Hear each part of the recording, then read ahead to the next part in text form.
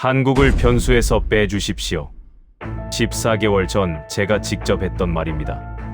영국 외교가의 가장 권위 있는 회의실에서 18년 경력의 학자로서 동료들에게 단호하게 요청했죠.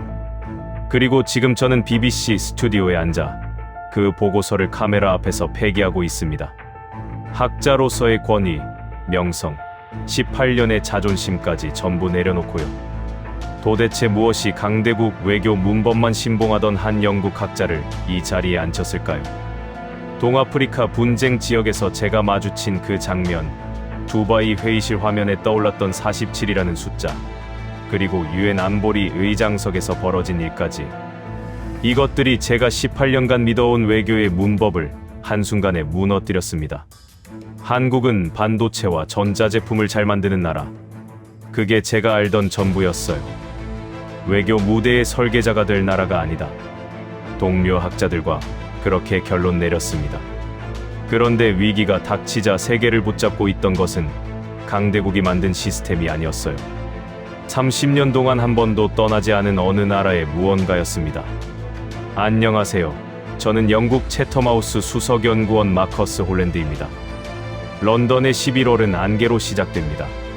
채텀하우스 3층 회의실에 들어선 건 오전 9시 정각이었어요. 창문 밖으로 세인트 제임스 광장이 잿빛으로 가라앉아 있었고, 회의실 안에는 이미 7명의 학자가 자리를 잡고 있었습니다. 영국 외무부에서 새 국제협력 모델 설계를 의뢰한 자문 프로젝트의 첫 라운드 테이블이었어요. 저는 그 프로젝트의 총책임자였습니다. 옥스퍼드에서 정치학 박사를 받은 뒤 채텀하우스에서 18년을 보냈고, 그 사이 영국 외무부 자문역과 NATO 사이버 정책분과 위원을 거쳤죠. 동료들은 저를 강대국 외교 문법의 마지막 신봉자라고 불렀습니다. 저는 그 평가를 자랑스러워했어요. 그게 곧 학자로서의 정체성이었으니까요. 회의는 무거웠습니다. 의제는 단 하나였어요. 흔들리는 국제 질서 속에서 영국이 어떤 국가들과 손을 잡아야 하는지를 정리하는 일이었습니다. 화면에 후보국 명단이 올라왔어요. 미국, 프랑스, 독일, 일본, 호주, 캐나다 그리고 한국이었습니다. 저는 자료를 한 장씩 넘기며 발언을 시작했어요. 한국에 대해 이야기할 차례가 됐을 때 저는 이렇게 말했습니다.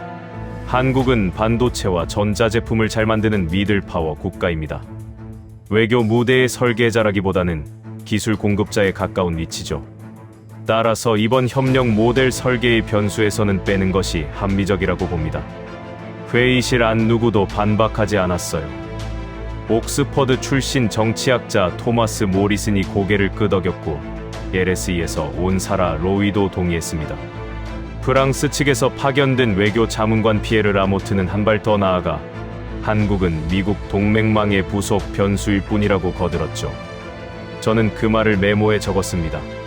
정확한 표현이라고 생각했거든요.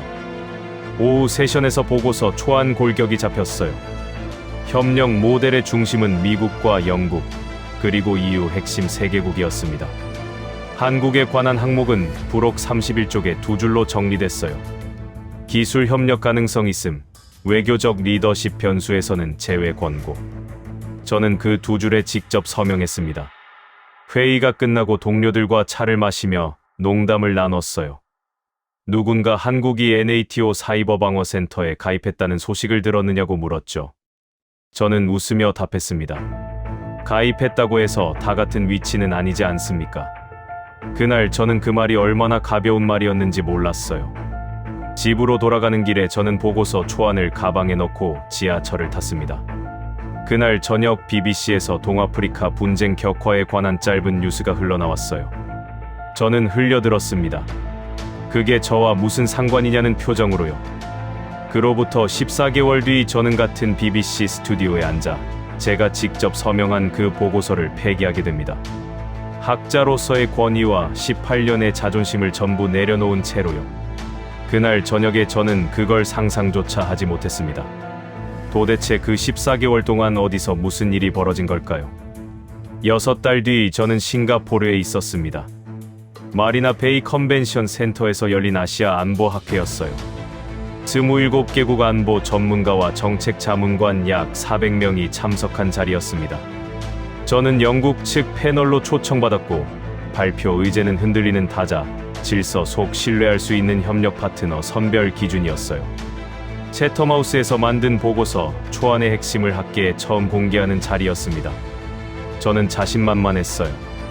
18년 경력이 무엇 때문에 쌓였는지 보여줄 시간이라고 생각했죠. 발표는 1시간 동안 이어졌습니다. 저는 협력 파트너의 조건으로 5가지를 제시했어요. 군사력 규모, 경제 규모, 타자 외교 역량, 핵심 기술 보유, 지정학적 위치. 이 5가지 축으로 후보국을 평가했고 최상위 그룹에는 미국과 프랑스, 독일이 들어갔습니다. 두 번째 그룹에는 일본, 호주, 캐나다가 위치했어요. 한국은 어디에도 들어가지 못했습니다. 발표 자료에서 한국은 핵심 기술 보유 항목에만 별표 하나가 붙어 있었어요. 객석에서는 별 반응이 없었습니다.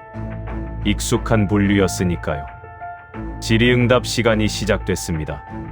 일본과 호주 측에서 몇 가지 질문이 나왔고 저는 무난하게 답했어요. 그때였습니다. 객석 뒷줄에서 30대 후반으로 보이는 남성이 손을 들었어요. 자신을 캐나다 외교부 정책자문관 다니엘 박이라고 소개했습니다. 한국계 캐나다인이었어요. 그가 조용한 목소리로 물었습니다. 홀랜드 박사님, 한국이 2022년에 NATO 사이버 방어 센터에 아시아 최초로 가입한 사실은 어떻게 평가하시는지요? 그리고 한국이 매년 NATO 주관 국제 사이버 훈련에 단일 국가팀으로 참가하고 있다는 점도요. 회의실이 잠깐 조용해졌어요. 저는 미소를 지었습니다. 그리고 답했어요. 가입했다는 사실과 협력 모델을 설계할 위치에 있다는 것은 다른 차원의 문제입니다. 한국은 분명 사이버 분야에서 기술적 기여를 하고 있죠. 하지만 그것이 곧 외교적 리더십을 의미하지는 않습니다. 한국은 반도체와 전자산업에서 보여준 것처럼 우수한 기술 공급자 역할에는 적합하지만 타자, 질서를 설계하는 위치는 다른 차원이라는 게 제 판단입니다. 객석에서 작은 박수가 나왔어요. 다니엘 박은 더 이상 손을 들지 않았습니다. 학회가 끝나고 호텔방에 돌아왔어요. 시차 때문에 잠이 오지 않았습니다. 저는 노트북을 열고 다니엘 박이 언급한 내용을 검색해봤어요. 한국이 NATO 사이버 방어 센터의 아시아 최초 가입국이라는 기사가 검색 첫 줄에 떴습니다. 발트의 연안의 작은 도시 탈린에 본부를 둔 그 센터는 32개국이 가입한 사이버 안보 분야의 핵심 기관이었어요. 한국 정보기관이 2019년에 가입을 신청했고 2022년 5월에 정식 회원국이 됐다는 내용이었습니다. 그 옆에 또 다른 기사도 있었어요. 한국팀이 매년 봄에 열리는 국제 실전형 사이버 훈련에 참가하고 있다는 소식이었죠. 저는 페이지를 닫았습니다. 가입과 운영은 다르다고 스스로에게 말했어요. 그게 학자로서의 제 결론이었습니다. 다음 날 아침 저는 런던행 비행기를 탔어요. 비행기 안에서 다니엘 박의 표정이 한번 떠올랐다 사라졌습니다. 그는 화내지 않았어요. 반박하지도 않았습니다. 그저 조용히 손을 내렸을 뿐이었죠. 저는 그 침묵의 의미를 그때는 몰랐습니다. 그 사람이 그 자리에서 더 이상 묻지 않은 이유가 무엇이었는지 한참 뒤에야 알게 됐어요. 그는 이미 답을 알고 있었던 겁니다. 다만 제가 아직 준비가 되지 않았다는 것을 알았을 뿐이죠. 도대체 그 캐나다 보좌관은 무엇을 알고 있었을까요? 그리고 제가 그렇게 자신 있게 변수에서 빼라고 했던 그 나라는 그 시간에 어디서 무엇을 하고 있었던 걸까요? 싱가포르에서 돌아온 지 7달이 지났습니다. 그 사이 보고서 초안이 완성됐고 영국 외무부에 정식 제출됐어요. 채텀하우스 내부 회람도 끝났습니다. 저는 후속 자문 프로젝트로 EU와 NATO 합동 위기 대응 회의의 외부 자문관으로 위촉됐어요. 강대국 외교 문법의 정점에서 일하게 된 셈이었죠. 제 책상 위에는 18년 경력의 정점을 상징하는 임명장이 놓여 있었습니다. 그런데 그 임명장이 무색해지는 일이 그 직후부터 벌어지기 시작했어요. 문제는 한꺼번에 터졌습니다. 동아프리카의 한 접경 지역에서 무장 충돌이 격화됐어요. 사망자가 하루 수백 명씩 발생하는 상황이었습니다. 같은 시기 동남아시아 케안에 대형 사이클론이 상륙했어요. 이재민이 수십만 명 규모로 발생했죠. 거기에 중동 3개 국가에서 동시다발 사이버 공격이 터졌습니다. 전력망과 금융 시스템이 한꺼번에 흔들렸어요. 세 사건이 일주일 안에 동시에 벌어진 겁니다. 평소라면 다자 기구들이 즉각 움직였을 상황이었어요. 유엔 산하 인도주의 조정실, 세계 식량 계획, 국제전기통신연합 같은 기구들이 협력 체계를 가동했을 겁니다. 하지만 그 시스템들은 이미 자금난과 정치적 이견으로 반쯤 마비된 상태였어요. 저는 EU와 NATO 합동 화상회의를 주재했습니다. 화면 안에 12개국 대표가 떠 있었어요. 독일 외무부 정무차관 클라우스 바그너가 첫 발언을 했습니다. 우리는 동아프리카에 즉각 개입할 수단이 없습니다. 현지 채널이 끊어진 지 오래됐어요. 프랑스 측에서는 사이클론 대응 예산이 이미 우크라이나 재건에 묶여 있다고 했습니다. 중동 사이버 공격에 대해서는 미국 측 자문관 마이클 에버하트가 답했어요. 우리 시스템으로는 즉각 대응이 어렵습니다. 이란과 이라크 인프라에 직접 접근할 수 있는 기술적 권한이 우리에게 없어요. 회의실 안 누구도 즉답을 내놓지 못했습니다. 저는 메모를 했어요. 18년 동안 다자 외교의 작동 원리를 분석해온 사람으로서 그 회의는 충격적이었습니다. 강대국이 만든 시스템이 정작 위기 앞에서 작동하지 않고 있었어요. 회의가 끝나고 저는 사무실로 돌아왔습니다. 자료실 책상에 앉아 한 가지 의문을 적었어요. 우리가 만든 것은 시스템이었지 능력이 아니었던 게 아닐까. 메모를 쓰면서 제 손이 멈췄습니다. 18년 경력 동안 한 번도 떠올린 적 없는 의문이었거든요. 그 주 금요일 저녁 영국 외무부에서 비공식 보고가 들어왔어요. 동아프리카 분쟁 지역 사상자 수가 사흘 만에 30% 가까이 줄었다는 내용이었습니다. 어느 비정부 기구가 어떤 시스템으로 그 일을 해내는지 모른다는 보고였어요. 동남아 사이클론 피해 지역에서도 비슷한 보고가 올라왔습니다. 항구에 쌓여있던 구호 물자가 사흘 안에 내륙 깊숙한 마을까지 분배됐다는 거였어요. 어떤 분배 시스템이 작동했는지는 명확하지 않다고 했습니다. 중동 사이버 공격은 사흘째 되는 날 외부에서 차단됐다는 보고가 떴어요. 누가 차단했는지 출처 불명이었습니다. 저는 그 3개의 보고서를 책상 위에 나란히 놓고 한참을 봤어요. 같은 패턴이었습니다. 어느 순간부터 외부의 무언가가 개입하면서 상황이 안정화되는 흐름이었어요. 저는 자문관 권한으로 추적팀을 꾸렸습니다. 사흘 동안의 추적 끝에 첫 번째 단서가 잡혔어요. 동아프리카 시스템 운영 코드 안에 한글로 된 주석이 발견됐다는 보고였습니다. 저는 화면을 봤어요. 화면에 떠있는 그 글자를 보면서 손끝이 차가워지는 걸 느꼈습니다. 18년 동안 변수에서 빼라고 분류했던 그 나라의 글자였어요. 도대체 그 나라는 강대국조차 손쓰지 못한 그 위기 한복판에서 어떻게 무엇을 하고 있었던 걸까요? 그리고 누가 언제부터 그 시스템을 거기 깔아둔 걸까요? 저는 추적팀에게 그 한글 주석의 출처를 끝까지 따라가라고 지시했습니다. 사흘이 더 걸렸어요. 팀장이 보고서를 들고 제 사무실에 들어왔습니다. 표정이 묘했어요. 그가 말했습니다. 박사님, 이건 단일 시스템이 아닙니다. 동아프리카에만 있는 게 아니에요. 동남아 사이클론 피해 지역과 중동 사이버 방어 라인까지 같은 설계 언어로 연결돼 있습니다. 저는 그 말을 듣고 자리에서 일어났어요. 화면을 켜라고 했습니다. 화면에 3개의 시스템 구조도가 동시에 떴어요. 동아프리카의 조기 경보 시스템, 동남아의 구호 물자 분배 시스템, 중동의 사이버 방어 모듈이었습니다. 세 시스템 모두 같은 아키텍처 위에서 돌아가고 있었어요. 같은 설계자가 만든 시스템이라는 뜻이었습니다. 그게 누구 거냐고 물었어요. 팀장이 자료를 펼쳤습니다.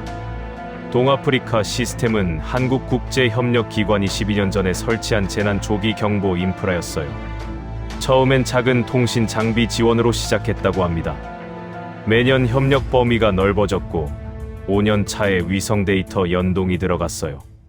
8년 차에는 인공지능, 기반 충돌 예측 모듈이 추가됐습니다.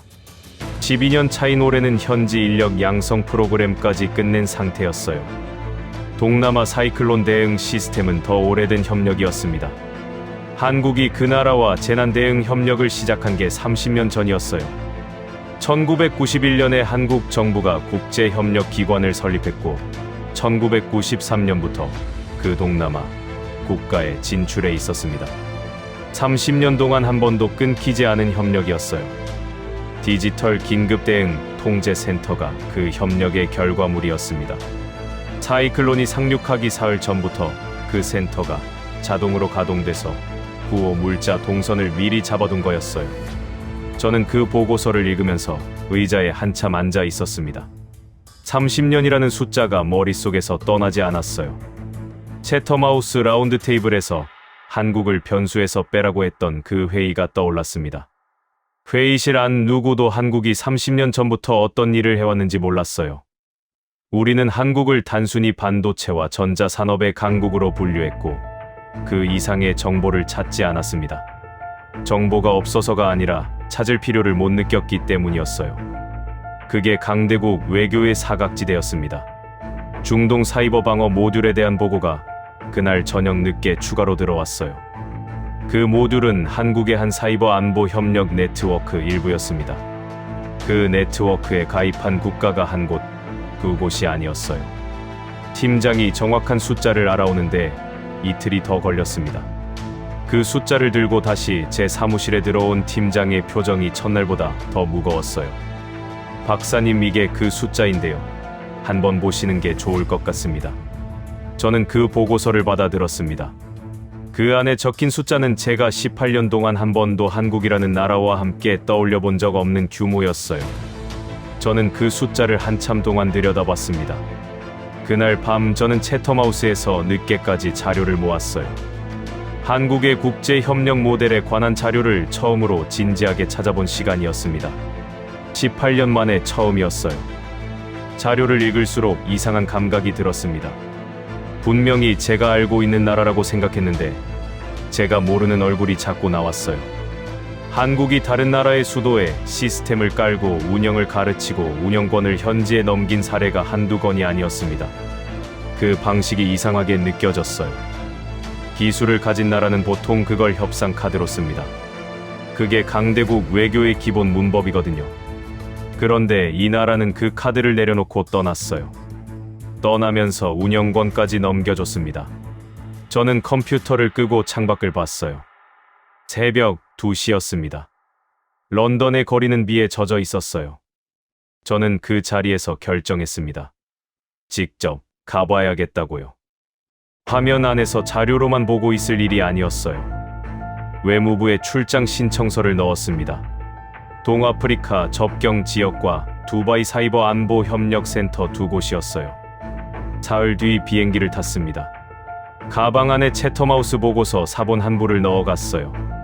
제가 직접 서명한 그 2줄짜리 한국 배제 권고문이 들어있는 보고서였습니다.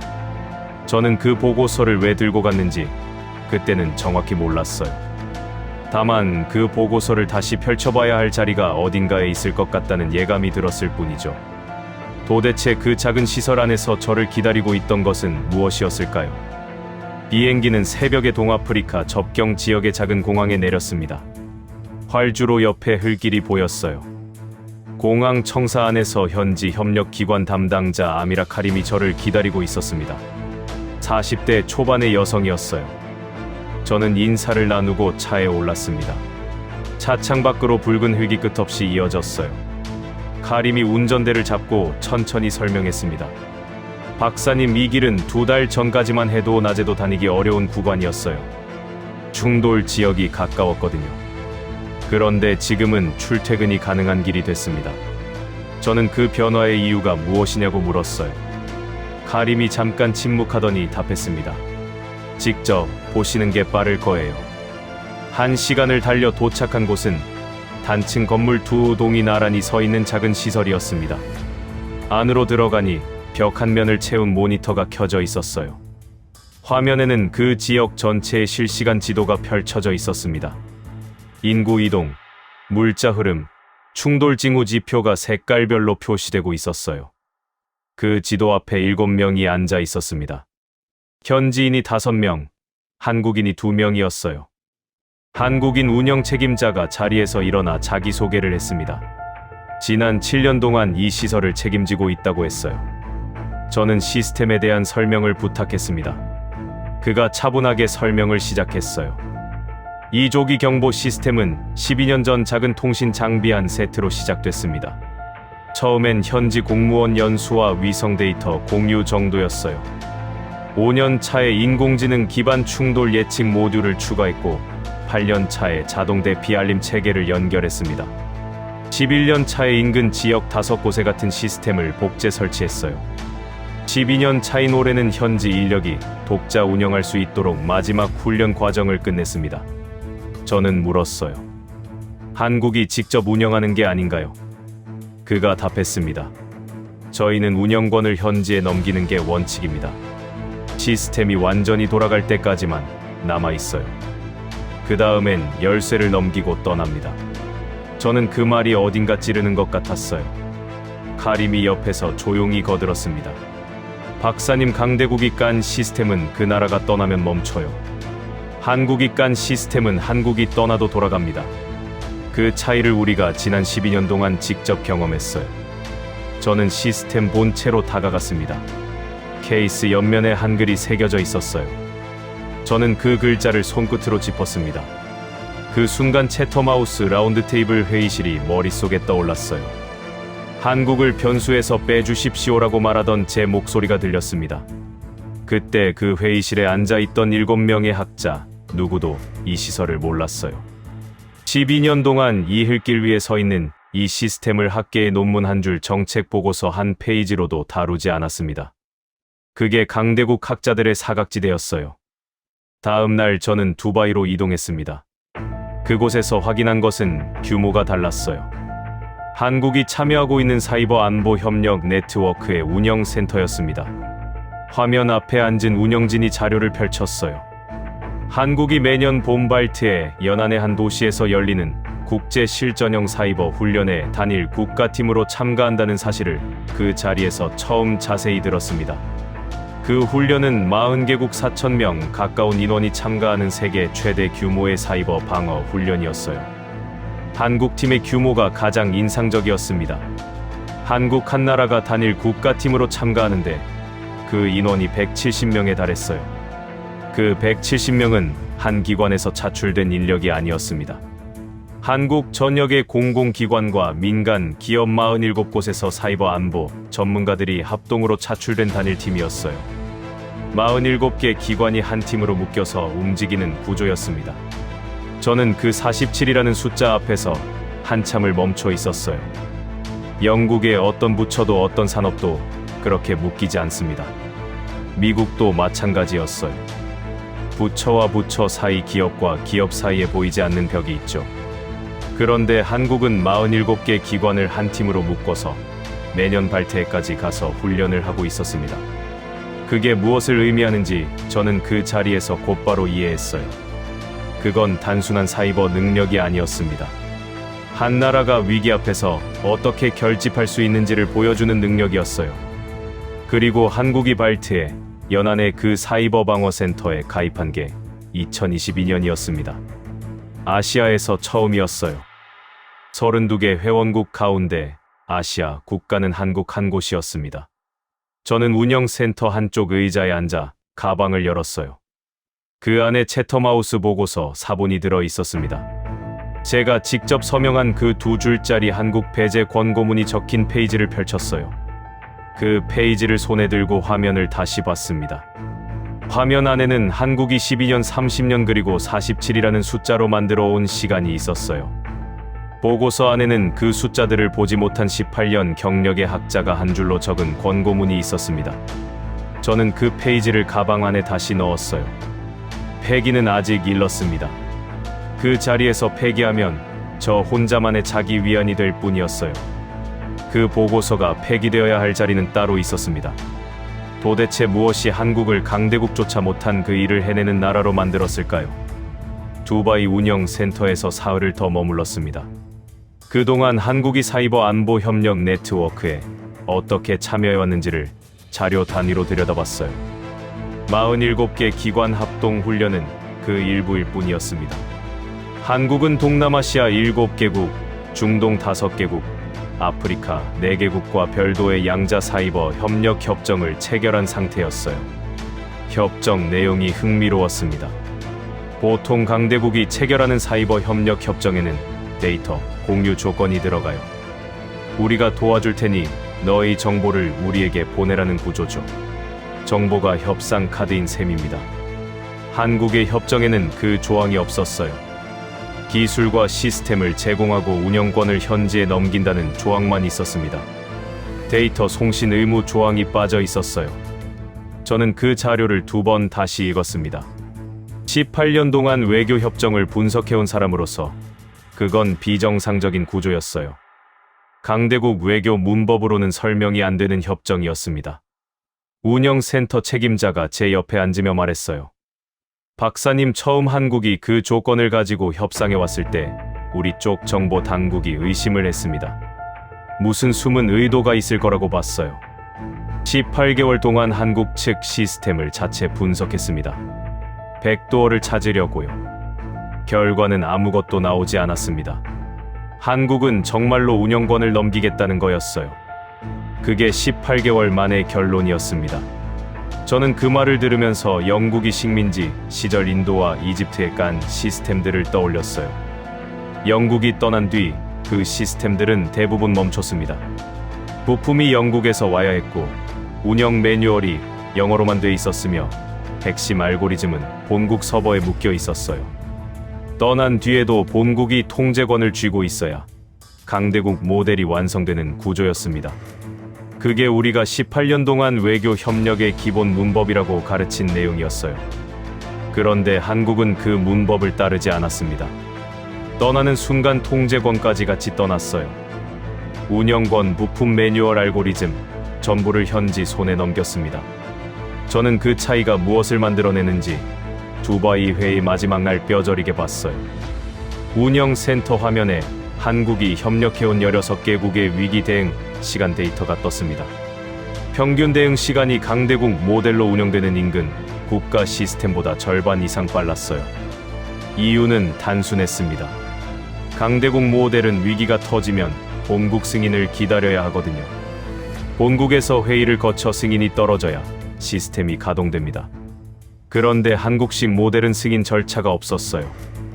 위기가 터지면 현지 운영진이 즉각 가동했습니다. 한국은 결정권을 가지고 있지 않았으니까요. 결정권 없는 협력자가 결정권 있는 협력자보다 더 빠른 위기 대응을 만들어내는 역설이 거기 있었어요. 저는 호텔로 돌아와 노트에 한 줄을 적었습니다. 우리는 시스템을 만들었고 한국은 신뢰를 만들었다. 그 한 줄을 적고 한참을 들여다봤어요.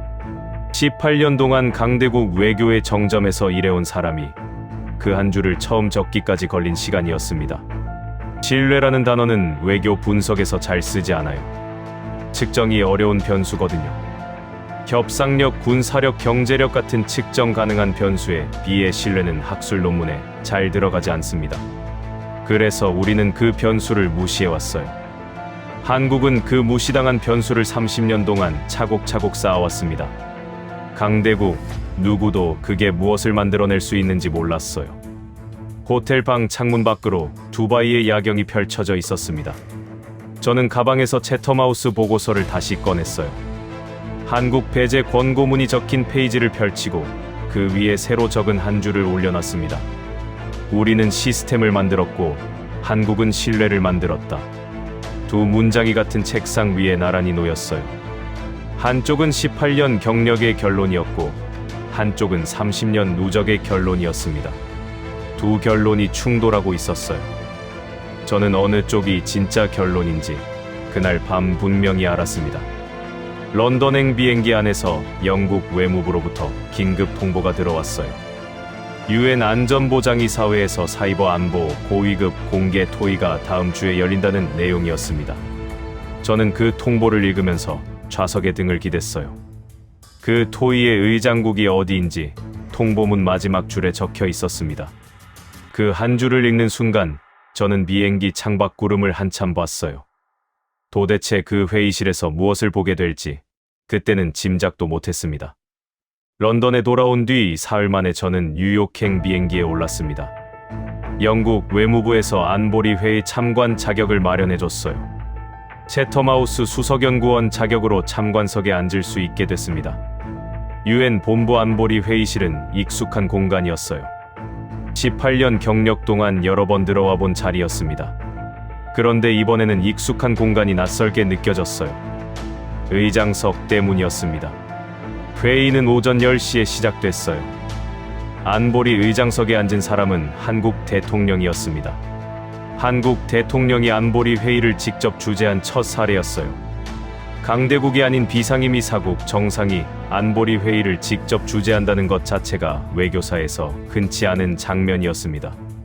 그 자리에 앉기까지 한국이 받은 표가 192표 가운데 180표였어요.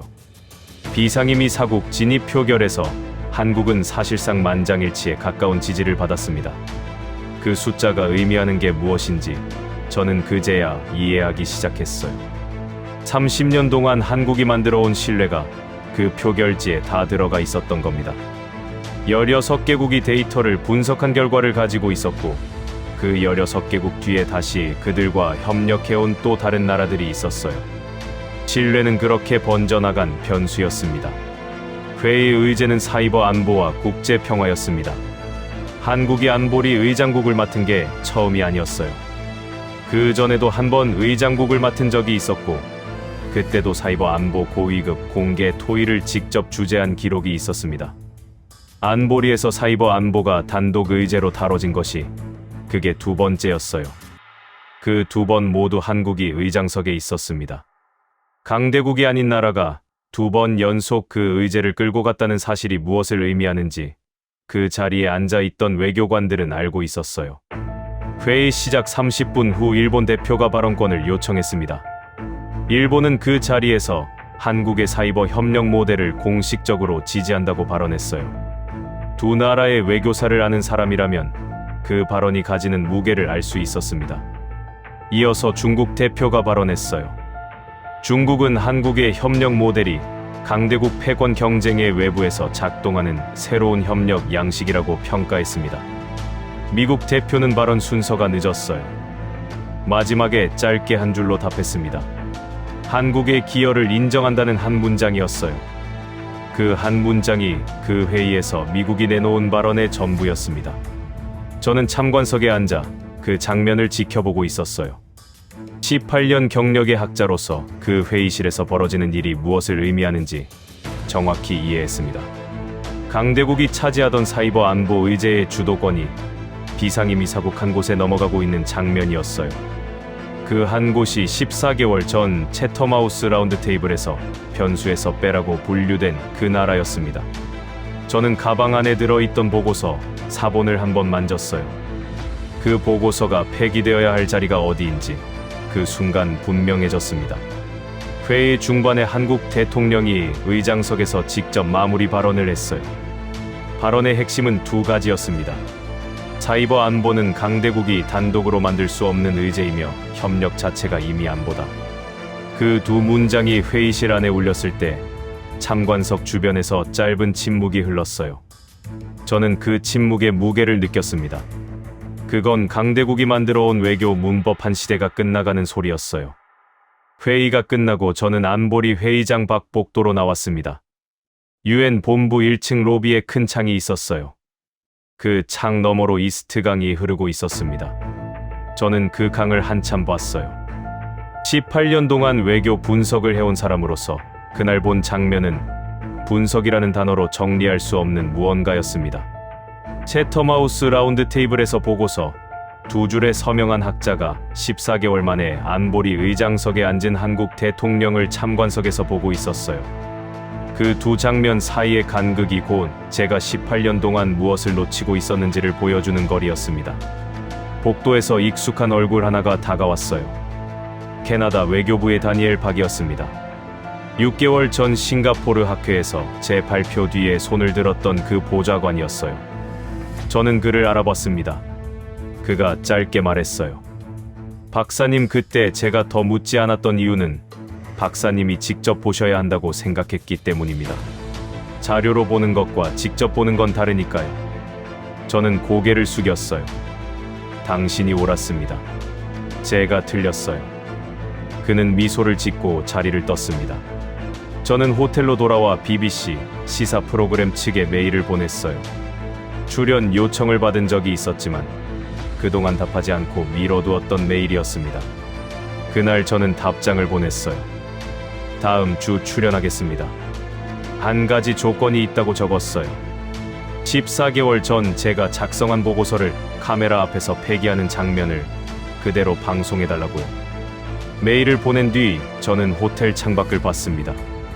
뉴욕의 11월은 차가웠어요. 그러나 그 어떤 11월보다 머릿속이 명료했습니다.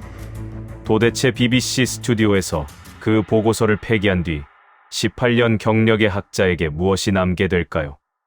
뉴욕에서 돌아온 지 닷새 만에 저는 BBC 본사 스튜디오에 도착했습니다.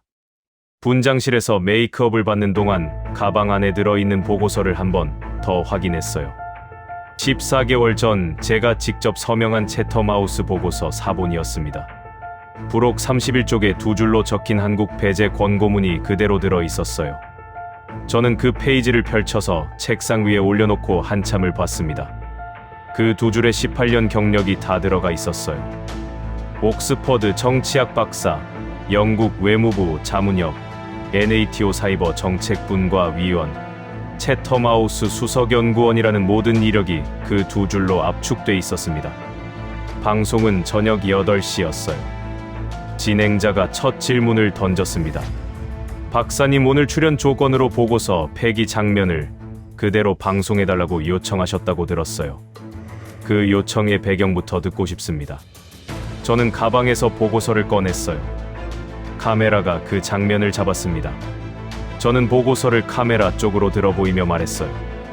이 보고서는 14개월 전 제가 동료 학자 7명과 함께 영국 외무부에 제출한 국제협력 모델 자문 보고서입니다. 부록 31쪽에 한국에 대한 평가가 두 줄로 적혀 있어요. 한국은 외교적 리더십 변수에서 제외 권고. 제가 그 두 줄에 서명한 책임자입니다. 스튜디오 안이 잠깐 조용했어요. 저는 그 두 줄이 적힌 페이지를 카메라 앞에 펼쳐 보였습니다. 그리고 차분히 말했어요. 이 보고서는 오늘 이 자리에서 폐기됩니다. 저는 그 페이지를 천천히 둘러 접었어요. 그리고 한 번 더 접었습니다. 그 페이지를 책상 옆 휴지통에 넣었어요. 18년 경력의 한 학자가 자기 이름이 새겨진 보고서를 자기 손으로 폐기하는 장면이었습니다. 그 페이지가 휴지통에 들어가는 순간 18년 동안 쌓아온 학자로서의 권위 한 부분이 같이 들어갔어요. 저는 그게 어떤 의미인지 알면서도 그 행동을 멈추지 않았습니다. 멈출 자격이 저에게 없었거든요. 진행자가 물었어요. 박사님, 이 행동의 이유를 시청자들에게 설명해 주실 수 있을까요? 저는 카메라를 정면으로 봤습니다. 14개월 전 저는 한국이라는 나라를 반도체와 전자제품을 잘 만드는 미들파워 국가로 분류했어요. 외교 무대의 설계자가 될 수 없는 나라라고 봤습니다. 그건 18년 경력의 학자가 18년 동안 한 번도 직접 가보지 않은 나라에 대해 내린 판단이었어요. 자료실에서만 보던 나라에 대한 결론이었습니다. 그 결론이 얼마나 오만한 것이었는지 저는 지난 14개월 동안 동아프리카 흙길 위에서 두바이 운영센터에서 그리고 뉴욕 안보리 의장석 앞에서 직접 봤습니다. 저는 잠깐 말을 멈추고 숨을 골랐어요. 그리고 이어서 말했습니다. 한국은 30년 동안 한 번도 떠나지 않았어요. 시스템을 깔고 운영을 가르치고 운영권을 현지에 넘기고 그 다음에도 끊지 않고 협력을 이어왔습니다. 강대국, 누구도 하지 않은 방식이었어요. 그 30년이 위기가 닥쳤을 때 강대국이 만든 시스템 대신 세계를 붙잡았습니다. 그 30년이 안보리 표결에서 192표 중 180표라는 숫자를 만들었고요. 그 30년이 47개 자국 기관을 한 팀으로 묶어 발트해까지 보내는 결집력을 만들었습니다. 우리는 시스템을 만들었어요. 한국은 신뢰를 만들었습니다. 그 차이를 몰라봤다는 게 18년 경력의 학자가 마주한 가장 큰 부끄러움이었어요. 방송 마지막에 진행자가 한 가지를 더 물었어요. 박사님 앞으로의 계획이 있으시다면요? 저는 잠깐 생각하다 답했습니다. 한국에 직접 가보고 싶습니다. 자료실 책상이 아니라 그 도시의 거리를 직접 걷고 싶어요. 한강이라는 강이 도시 한복판을 가로지른다고 들었습니다. 그 강 앞에 서서 한번 보고 싶어요. 30년 동안 떠나지 않은 마음이 어떤 도시에서 자라나는지 그 강 앞에 서면 조금이라도 알 수 있을 것 같습니다. 18년 동안 외교 분석을 해온 사람으로서 자료가 알려주지 못하는 무언가가 그 강가에 있을 거라고 믿어요. 방송이 끝나고 스튜디오를 나왔습니다. 런던의 11월은 차가웠어요. 도로 옆에 비가 내리고 있었습니다. 저는 우산을 펴지 않고 그냥 걸었어요. 18년 경력의 한 부분이 휴지통 안에 남아 있었지만 이상하게도 가벼웠습니다. 잘못된 결론을 내려놓는 일이 그 결론을 들고 있는 것보다 가볍다는 걸 그날 처음 알았어요. 제가 18년 동안 믿어온 강대국 외교 문법은 분명한 한 가지를 놓치고 있었습니다. 협력은 측정할 수 있는 변수가 아니라는 것이었어요. 신뢰는 시간이 만드는 변수였습니다. 한국이 30년 동안 한 일이 정확히 그것이었어요. 한국은 강대국이 측정하지 못하는 자리에서 측정되지 않는 시간을 쌓고 있었습니다. 위기가 닥쳤을 때 그 시간이 한 번의 모습을 드러냈어요. 저는 길을 걸으며 가방 안 보고서 사본을 한 번 더 만졌습니다. 부록 31쪽이 사라진 보고서였어요. 그 빈자리에 새로 적어 넣어야 할 한 줄이 있다면 이런 문장이었습니다. 한국은 변수에서 빼는 나라가 아니라 변수를 다시 정의하는 나라다. 그 한 줄을 마음속으로 적어 넣으며 저는 런던의 비 내리는 거리를 계속 걸어갔어요. 언젠가 한강 앞에 서는 날, 그 강이 저에게 무엇을 말해줄지 그날을 기다리고 있습니다.